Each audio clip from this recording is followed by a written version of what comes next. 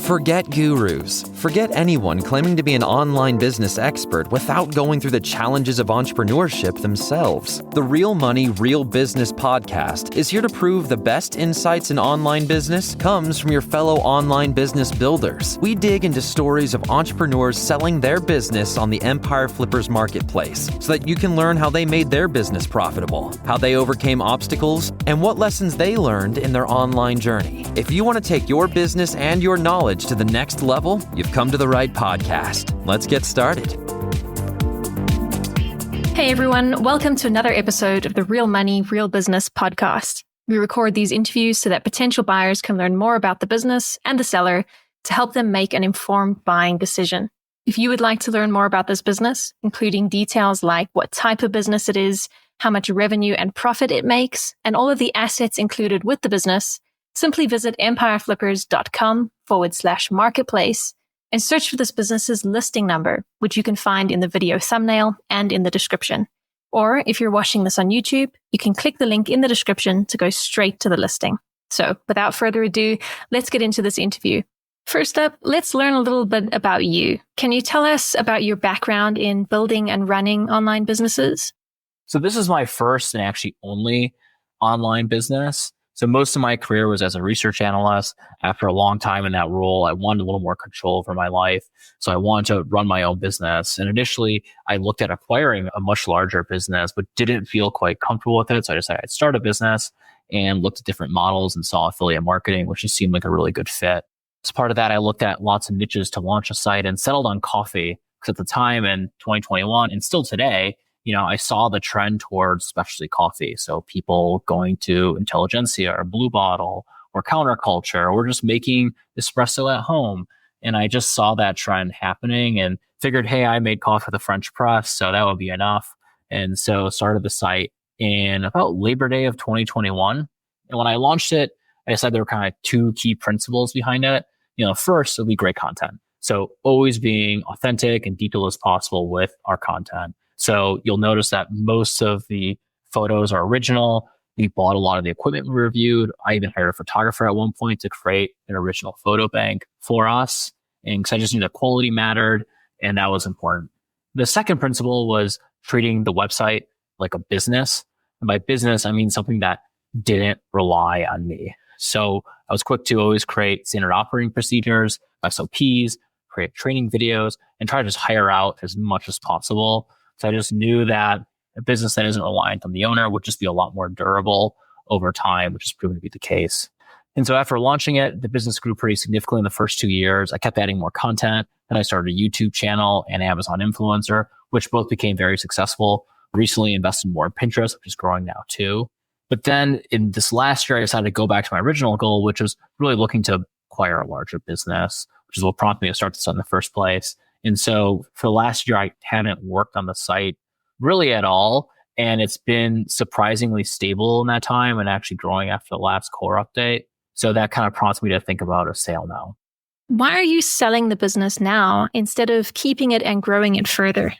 So I'm selling the site because I'm actually under contract to acquire another business. Like I said earlier, I originally wanted to buy a larger business. And after a long time searching, I have found one in a field that's completely unrelated to affiliate marketing or coffee. It's actually a local services business. And so now that I'm under contract to do that, I'd like to have the cash here to invest in that next business. And I've thought about just keeping the site and just keeping the cash flow, but I also seeing the business grow now. I realize that, it's not going to grow if I'm just totally focused on another business and reduce my time even further than it already is. And so I think it'd be better under another owner. And there's a lot of value for a new buyer. And I'd like to see the business succeed.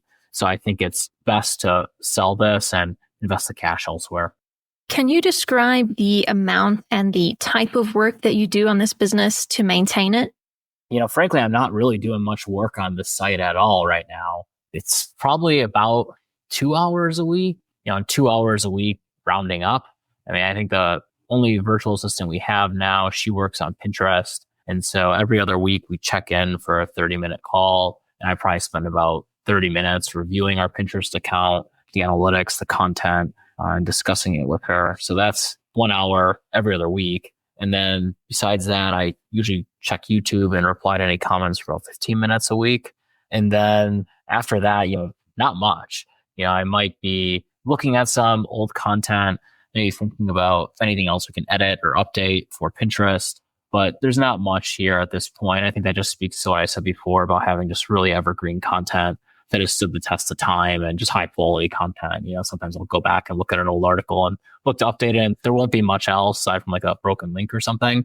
So there's really not much time that I'm putting into this site for the last year. So if you were to keep this business, what are some of the ways you would try to grow it? So actually, there are several ways that I or a new buyer could grow the business. First, I think investing in Pinterest.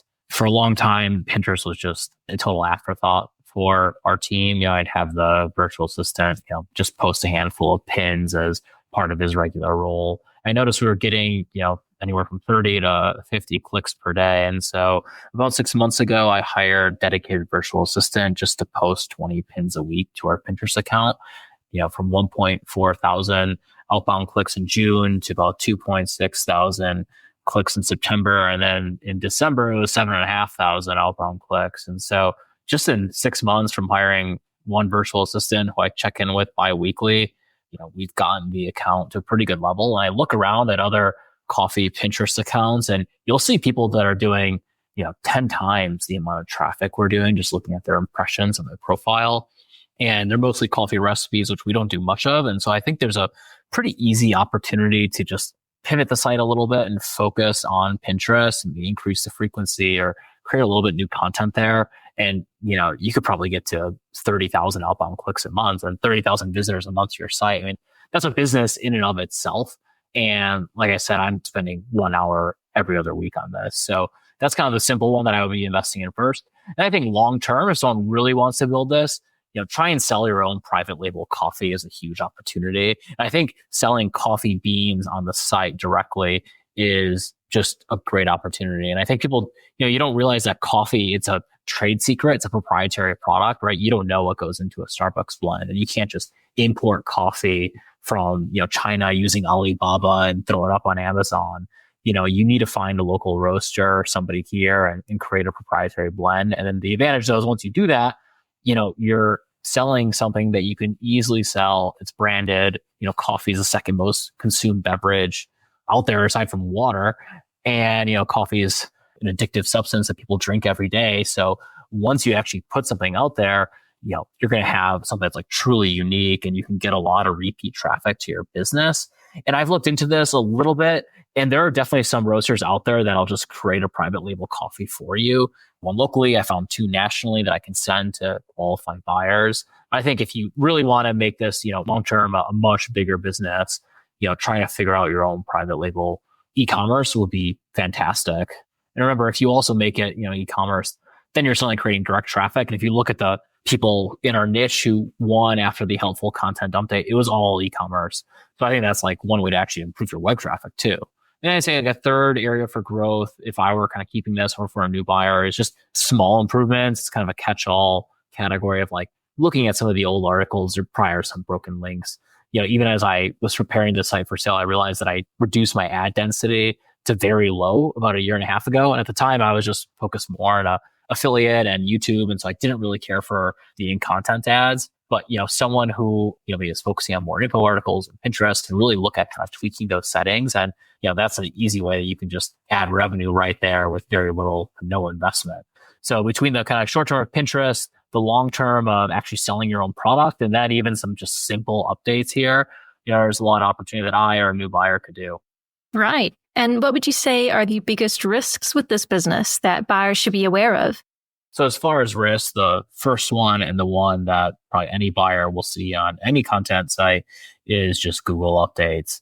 So this site was hit by the helpful content update in late 2023. Now, actually, in August of 2024, there was another core update where they talked about helping some niche websites, and my site actually benefited from this. You saw traffic go up. But I think what's more important to realize here is that now, like Google SEO traffic, it's less than half of the web traffic. And actually, if you look at the revenue, only half of the revenue comes from web traffic because the other half actually comes from, YouTube ads and affiliate or kind of Amazon influencer.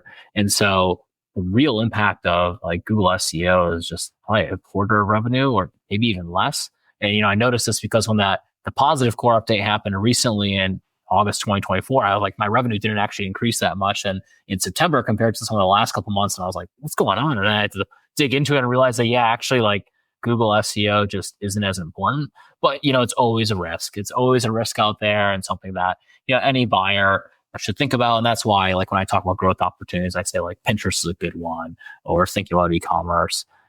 Those are probably the better ones to think about there and protect yourself from that risk. Then there's probably a second risk that people notice, and that's just the personalization of the site. So if you look at our YouTube channel, you'll see that, my face is in that. Now, personally, I don't think this is a risk to anybody because, no one is coming to this site to see me. I think if you watch the videos, you'll notice I am not a famous person, nor even charismatic person. I'm just a regular guy on the internet. And frankly, like when I decided to put my face in the site and the videos was really just to do that, to just show that I'm a regular person and show a basic trust signal that this is authentic. And, if you look at the YouTube analytics too, you'll notice that actually 80% of the traffic comes from external, which is really the Google SERPs, YouTube search. So just people searching for content, or the suggested videos. So like the little sidebar of videos to watch next. And that just means that, very few people are actually coming to the channel to find the content. And even very little is coming from browse features like the YouTube homepage. So none of the videos are like going viral. It's really just like producing evergreen content here. And it's funny that like actually YouTube traffic is up in 2024 compared to 2023. And that's by creating zero new video content. So it just tells you like, this isn't really based on frequency. It's definitely not based on me. And so I think anybody that's looking at the site and maybe sees the personalization here, it's just realize like, I'm just a regular person. I'm assuming any buyer will be a regular person, or maybe even somebody who has more experience than me in the coffee industry and can actually probably add more authority to the site. And I'm happy to let any buyer kind of leave my identity on there as long as you're not kind of producing new content under my name. So I really don't think that's a risk here. But those are the two things that you should be aware of. It's just always the Google updates, and then just the fact that the site is probably more personalized than some others. How much support are you willing to offer the buyer who acquires this business? Yeah, so I'm happy to provide phone and email support in the first month. We can agree to, probably 5 to 10 hours a week. And I think it'll be pretty easy after the first week because you're just going to go through the SOPs and training videos, and all the content's pretty well organized. So you'll be able to figure everything out pretty quickly. But, after, if you need help in the second month, the third month, or even the 6th month, I'll be around. You can always send me an email or send me, set up a call with me to discuss, because I enjoyed running this business and I want to see it go to a good buyer who, put some time into it and wants it to succeed. And so I'm happy to help with that. Are you open to negotiating something like an earn-out agreement? I'm open to an earnout for the right buyer and the right offer. However, I will say that I prefer all cash offer, or the vast majority of the purchase price being in cash. Okay, final question. If you had to put yourself in the shoes of a buyer, why is your business a business worth buying? So first, I just think there's a great foundation with this site. And the content's very authentic and it stood the test of time. I stopped working on the business over a year ago now, and it's held really stable. And if anything, it's grown in the last few Google updates here. And so I think that says something. The videos have also been pretty stable in terms of traffic. I think the second thing is the potential. So there's clear proof of concept that Pinterest can work in this niche. I think there's a lot of room to grow that. I think if someone's willing to add a product to the website, you could really take this to the next level. And I think even someone who just puts a little bit of TLC into reviewing the old content and your ad settings can also just do well. So the potential's there.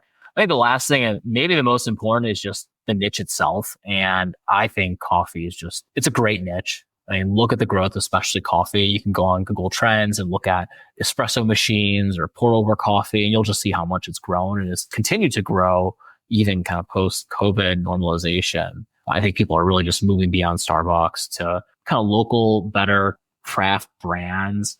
And we've even done some statistics content on this and surveying people on, how they brew coffee. And I think it's probably like 10 to 20% that, use an espresso machine or a pour over at home. And, personally, I just think that's going to go up to a third. So there's just a lot of growth in the niche. And then it's a really fun niche. It's something that's still a hobby of my own.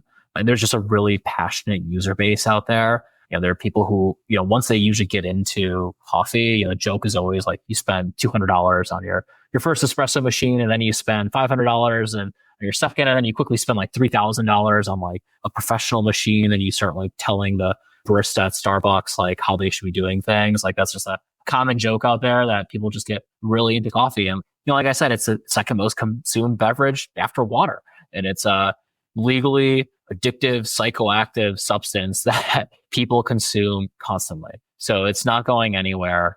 It's a lot of fun. It's become a hobby of mine. It'll stay a hobby of mine. I think anyone who gets into this, it'll fall in love with that. And there's just a lot of growth ahead. All right, everyone. Thanks for listening. To learn more and see if this business is still for sale, head over to empireflippers.com/marketplace and search for this business listing number, which you can find in the video thumbnail and description. Or if you're watching this on YouTube, click the link in the description to go straight to the listing. Once you've unlocked this listing, you will find everything you need to know about this business. So, thanks for joining us. See you next time.